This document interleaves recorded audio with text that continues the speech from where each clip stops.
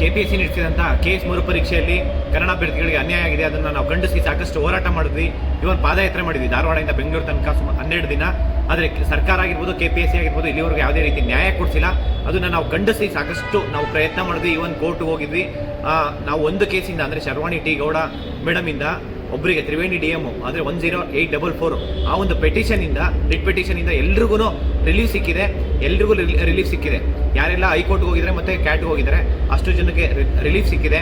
ಆದರೆ ನಾವು ಸ್ಟೂಡೆಂಟ್ಸಲ್ಲಿ ಏನಪ್ಪ ಅಂತಂದರೆ ಇವಾಗೂ ಸುಮಾರು ಒಂದು 2-3 ಸಾವಿರ ಜನ ಸ್ಟೂಡೆಂಟ್ಸು ನಮ್ಮ ಅಕ್ಸಾ ಆಫೀಸಿಗೆ ಬಂದು, ಅಂದರೆ ಎಲ್ಲರೂ ನಾವು ವಾಟ್ಸಪ್ಪಲ್ಲಿ ಕಳಿಸಿದ್ರ, ಎಷ್ಟೊಂದು ಸ್ಟೂಡೆಂಟ್ಸು ವಾಟ್ಸಪ್ಪಲ್ಲಿ ಕಳಿಸಿದ್ರ.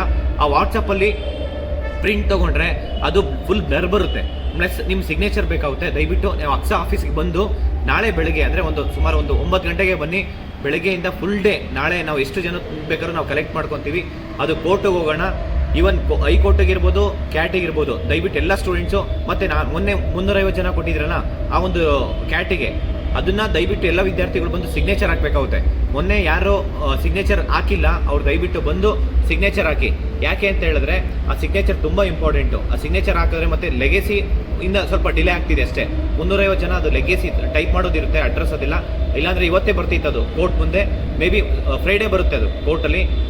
ಸಾಟರ್ಡೆ ಏನು ಎಕ್ಸಾಮ್ಸ್ ಇದೆ, ಈ ಕೂಡಲೇ KPSC ಅವರು ಆ ಒಂದು ಎಕ್ಸಾಮ್ಸ್ನ ಪೋಸ್ಟ್ಪೋನ್ ಮಾಡಬೇಕಾಗುತ್ತೆ. Irrespective of there are many issues. ಒಂದಲ್ಲ, ಈವನ್ ಕನ್ನಡ ಮೀಡಿಯಂ ನಾವು ಜಸ್ಟಿಸ್ ಬೇಕು ಅಂತ ಕೇಳ್ತಿದ್ವಿ.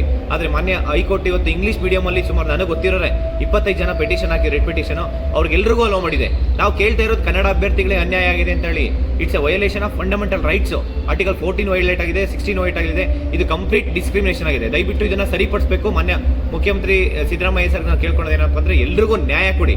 ಇಲ್ಲ ಈ ನೋಟಿಫಿಕೇಶನ್ ನಿಮ್ಮ ಕೈಯಲ್ಲಿ ಆಗಲ್ಲ ಅಂತಂದ್ರೆ ನೀವು ರಾಜೀನಾಮೆ ಕೊಡಿ, ಬೇರೆ ಇನ್ನೇನಿಲ್ಲ. ಯಾಕೆಂದರೆ ಇಷ್ಟು ಹೋರಾಟ ಮಾಡಿ ಇಷ್ಟೆಲ್ಲ ಪ್ರಯತ್ನ ಮಾಡ್ತಿದ್ವಿ, ಏನು ಇಷ್ಟೆಲ್ಲ ಅನ್ಯಾಯ ಆಗ್ತಾ ಇದೆ.